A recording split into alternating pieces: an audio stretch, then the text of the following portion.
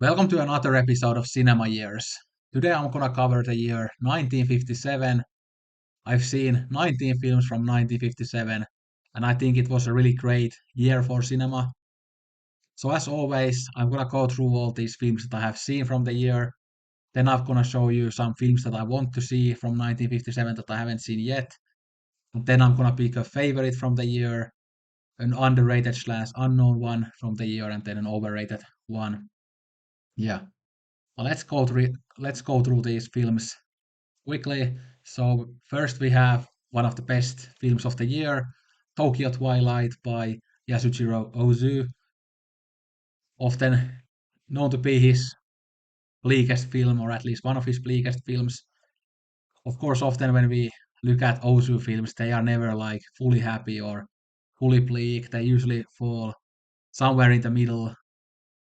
They can be quite melancholic, and they usually have kind of variety of different emotions. But this one definitely falls to the side of the bleak and the sad, like I said. And even the cinematography looks way darker and bleaker than many other Ozu films. This was maybe his last black and white film, or one of his last black and white films before he did color films for the last few years of his beautiful career. But it looks so dark when he shoots these buildings and stuff. It kind of reminds me of the Alienation trilogy by Antonioni. I love that trilogy too. And this, of course, came out a few years before the Alienation trilogy. But yeah, it has some similar vibes. Yeah, but much of it is very similar to other Ozu films. You have some of the same actors here. You have the family dynamics, but it's just all a bit sadder and yeah, bit different tonally. But lots of the similar type of thing that in many other famous Ozu films. Yeah, but yeah, such a masterpiece, perfect in every way. Great performances, beautiful cinematography. Love the darker tone as well, and yeah, great movie. Then we have Ingmar Bergman's Wild Strawberries or Smultronstellet. By the way, I've kind of gone back to saying Ingmar Bergman instead of Ingmar Bergman because Bergman is how you actually say that last name. You don't say Bergman, but it's Bergman. If you watch that Mia Hansen-Løve film Bergman Island, you can also pick up that correct translation from that film actually. Yeah. But yeah, I just did a Swedish class in university, so I've decided after that that I'm gonna go back to saying it properly. Although of course with my accent it might sound a bit wrong to like an actual Swedish speaker, but it's closer than Bergman at least, yeah. Anyway, I'll stop the rambling.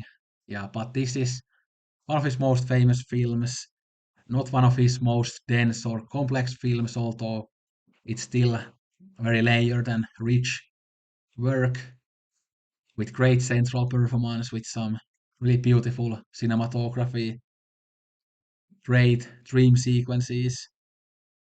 And this is one of those films that everybody says that the older you get, the more you connect to it, because it's about, of course, this old academic who is in the kind of last chapters of his life, and he has to kind of come to terms with his age and his upcoming death, I guess. Yeah, or his mortality is a better way to put it.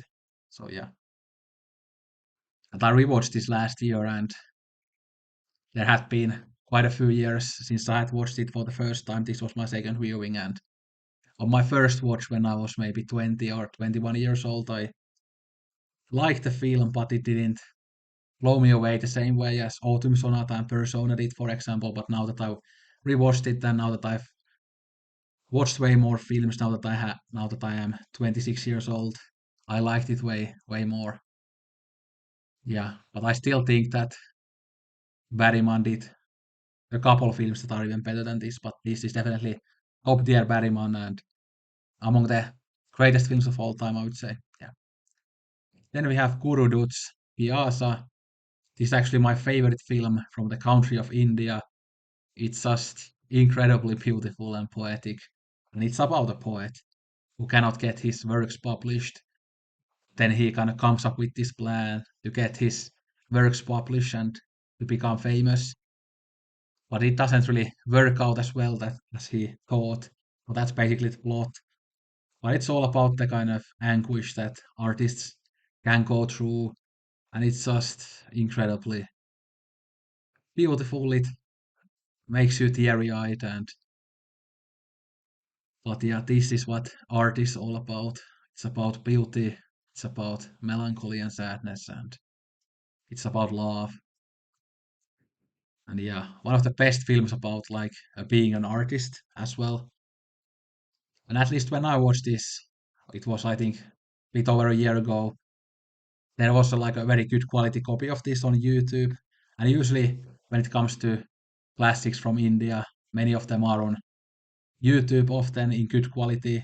I mean, not always on good quality, but quite often on good quality. If you are interested in seeing them, this was even in the Sight and Sound 250, I remember. I think it was somewhere maybe in the 150 to 200 range. Yeah, but absolute masterpiece, great performances as well, and it's also a musical. So there are these musical parts to the film, but they are really beautiful. Yeah. Then we have my favorite Visconti film, Le Notti Bianche, which is based on the Dostoevsky short story White Nights, which is actually I have a copy of it waiting for me in the post office. I kind of bought a few books for myself for my upcoming birthday, that is 11th of March. So one of the books was this Oxford World Classics collections of three Dostoevsky short stories. So one of them is White Knight. So I'm really looking forward to reading that as again my viewer and my great friend Tony that you always see in the comments. White Knights is one of his absolute favorites, so I'm really looking forward to reading it too. And I'm a big fan of Dostoevsky from the three books that I have read by him. So he's probably my favorite author. So I'm really looking forward to watching that. But anyway, this film is just incredibly beautiful. I even did a review on this. It's one of the earlier videos on my channel. I don't remember whether that review is any good, but I remember I did quite lots of thematic analysis in it. So, but yeah, I don't know whether it was good analysis or not. Probably not, but I tried. But yeah, it has such a great performance from Marcello Mastroianni. It has a very sad ending, like one of the saddest endings ever. The film looks very artificial. You can kind of see that it's filmed on sets. But I think it actually really adds to the film. And there's lots of kind of visual symbolism here, like for example the bridge in the city. It kind of shows this the divide between these two people. Again, the man is absolutely in love with this woman, but the woman is kind of still obsessed about her old love. And of course, that's the type of story that is can be very relatable for many people, and it's very tragic, especially for us more kind of romantically wired people. I could say you could say, yeah, but really beautiful looking film. Again, sometimes that kind of artificiality can bother me, but here I actually really love it. Yeah, and I know many people would pick The Leopard, for example, for their favorite Visconti film, but to me, I just like this bit more low key film more, as it is kind of plot is just kind of made for me, and I also love the execution. Yeah, I think this should be on the Criterion channel, and I think I watched it on YouTube maybe, although it was a pretty bad quality print, so I would love to see this on a great quality print someday. So yeah. Then we have Sweet Smell of Success, which I think is one of the best American films ever made. Very sleazy in terms of both the kind of the environment. The city looks very dirty and disgusting, but also the people are really awful people. There isn't really any kind of decent people in this film. Even the people that are a bit more decent than the most awful people in this film are still pretty awful. Yeah, but one of the great scripts ever written. Amazing dialogue, very quotable film. Also great film about the media and about capitalism also. And yeah, I think we talked about this a bit in a when I was invited to Chris Mohan's channel and we did the podcast on Funeral Parade of Roses. I remember Chris had just watched Sweet Smell of Success and then we talked about it a bit. Yeah. Then we have Mihail Kalatozov masterpiece, The Cranes Are Flying, which is known for its very kind of innovative and beautiful cinematography. It's very different than Letter Never Sent in terms of the cinematography, even though it's the same cinematographer and the same director. But both films are beautiful in their own way. Yeah, this is a great classic. I really need to rewatch it. I don't remember enough about the plot to really talk about it in any depth, but I just remember how much I love this film. Then we have 12 Angry Men. Always been one of my favorites out of these kind of really big classic films. Then another film like Sweet Smell of Success that has an amazing script, great performances, great film about the importance of dialogue, discussion. Yeah. And I have always loved Henry Fonda since I started watching Henry Fonda films, and I think this was actually the first Henry Fonda film I ever watched, and this was also one of the first kind of classic Hollywood films that I watched, and it was one of the first that I also was kind of immediately blown away by, and I've also watched it since and still loved it. But now I think it has been a few years break since the last time I watched it, and so it might be up for a rewatch sometime soon, but we'll see. Then we have Paths of Glory, which I talked about in the Sight and Sound video recently, and I've talked about this a million times, but utter perfection. Again, aesthetically, some of the most darkly beautiful shots you've ever seen, some of the most haunting shots you have seen. Again, not in a like a horror way, but in that kind of war way. For example, the shots when the three people are getting executed, and yeah, when they go to get executed, and when they are executed, both of those scenes are just very haunting, but beautifully shot. And of course, the scenes in the trenches are incredible. Kirk Douglas's performance is incredible. He's kind of the only person that you fully root for in this film. And even though it's a war film, it's a critique of hierarchies and war and military and even the state, I would say. But it's at the same time, it's very funny film when you see those hypocritical pieces of shit in the higher ranks of the military and how they talk and how like Kirk Douglas talks to them. Like some of those scenes are really funny. But yeah, an incredible film. I could talk about this film for forever, but yeah. Throne of Blood I also rewatched last year. I've actually been thinking that I should change the 4.5 rating to 5 stars because it's such a great movie. One of Kurosawa's, I think, best looking films as well. Like the ending sequence with the arrows and stuff, it's absolutely incredible. And I think Mifune is so good in this. This is one of his great performances, even gets kind of very hysterical at times in the film, which I really like. And yeah, such a great movie. And this isn't on my favorites list yet, but I've kind of felt like since I watched it for the second time and as the film has been on my mind that I really should add it to my favorites list, but maybe I will wait for a third viewing until I do so, but we'll see. Then we have the Seventh Seal, and I've so many times said that again. This was the first Barryman film I ever watched, and I was a bit disappointed by it as my expectations for it were very different. As my expectation was that the whole film would be a chess match between the Max von Sydow character and Death, but then it ended up being something completely different. I've seen it a couple of times. I liked it more on the second viewing, but I still think that there are many other Barrymore films that I like more, like The Passion of Anna, Persona, Wild Strawberries that we already talked about, Shame, Virgin Spring, Face to Face. Scenes from a Marriage, Autumn Sonata. There are so many, but yeah, I still really like this one, and I totally get why people love it more than me. But yeah, but it's very impressive how he did both this and while Strawberries in the same year, of course. Then we have an Antonioni film. It's not as famous as his Alienation stuff or Blow Up, but it's still great. It's called Il Grido.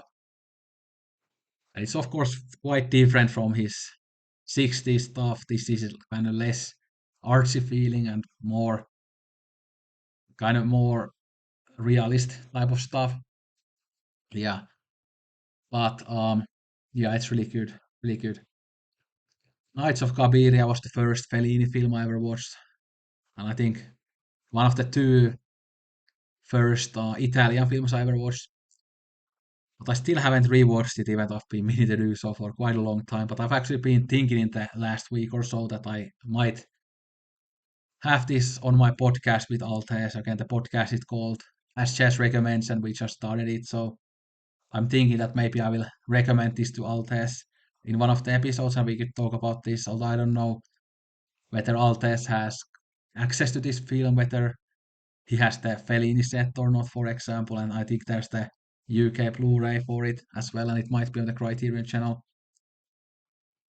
But yeah, I think this would be a great film to discuss on the podcast, and hopefully we can do that at sometime in the future.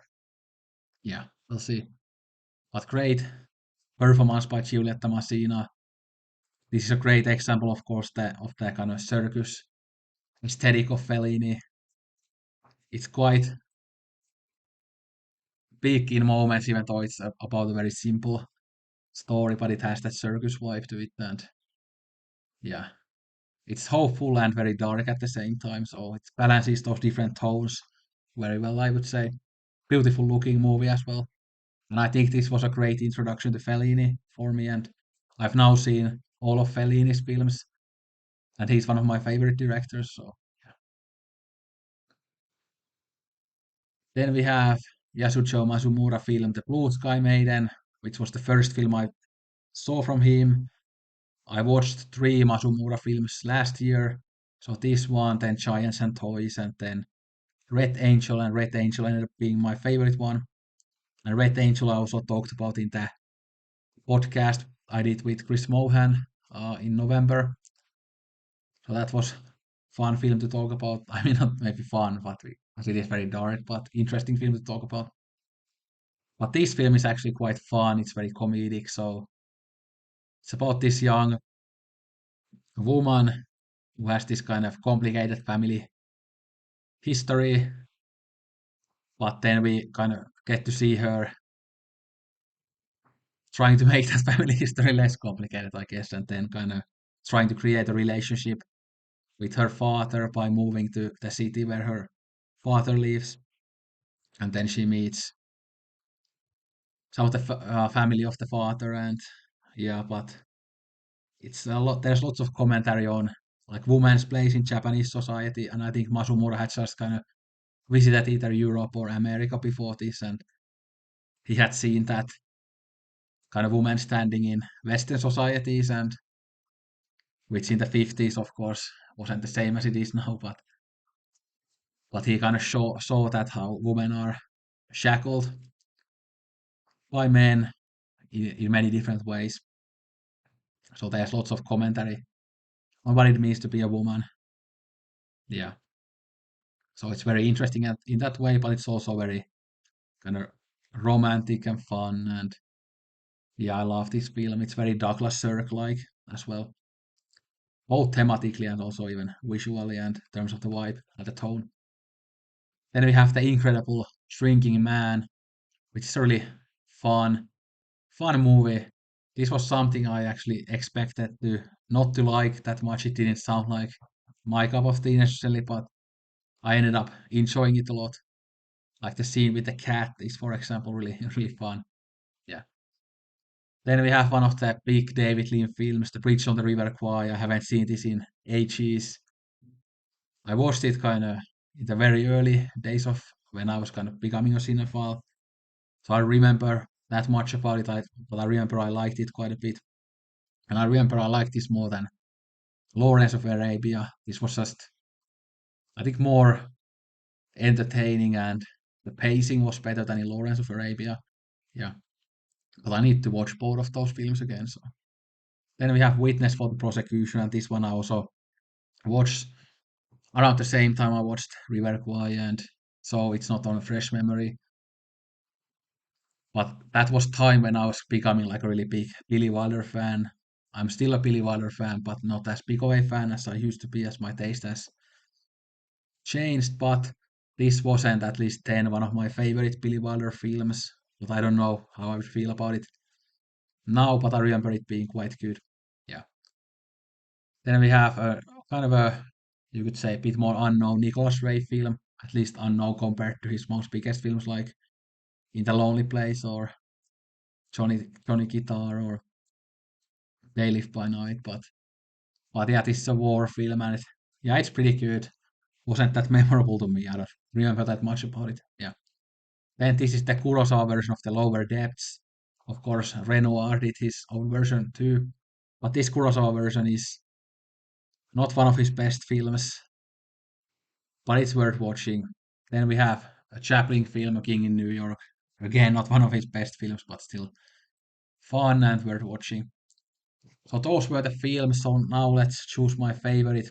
Well, if I had to choose just one, it would definitely be Badge of Glory, as it is always on my like top 15 of all time. But there are so many favorites of mine here. Like all the films to the left of Badge of Glory. So these are on my favorites list. Like I said, Throne of Blood, I think maybe should be on my favorites list, and Knights of Kabiri, I could definitely see it becoming a favorite after a rewatch too, as it is already so close. But if I had to rank them off the top of my head, Paths of Glory, then um, Lenotti Bianche, then Sweet Smell of Success, then Piazza, then Tokyo Twilight, then Wild Strawberries, then 12 Angry Men, then The Cranes Are Flying. So yeah. By the way, don't take that ranking too seriously. I'm already kind of regretting some of it. But anyway, but then an unknown slash underrated one. Um, well, I would say maybe the Blue Sky Maiden, because Masumura is a great director, but not that many people talk about him in the West. And I think this one isn't that well available.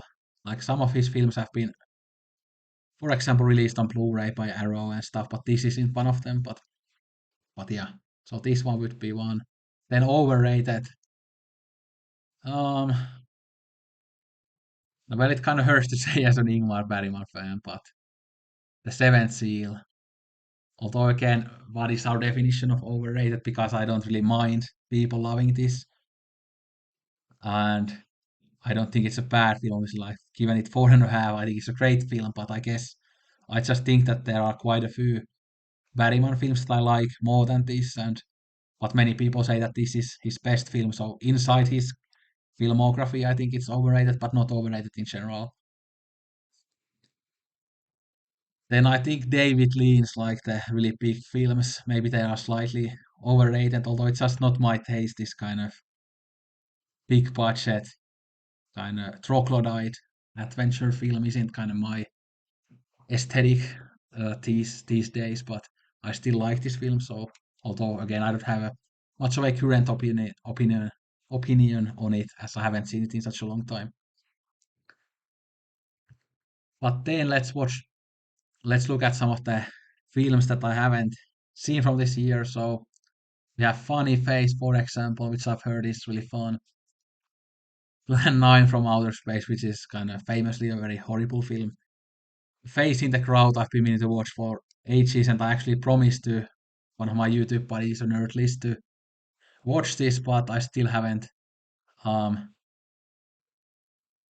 kept that promise. I'm really sorry about that. I just haven't been in the mood for it. Yeah, it's really hard for me to get in the mood for like classic Hollywood these days. Yeah, I just prefer to watch French films, Japanese films, etc. An Affair to Remember, I should have seen by now. I've seen the remake of 310 to Yuma, but not the original. Love in the Afternoon. Canal is one that I'm really excited about. Andrew Wida film apparently very good.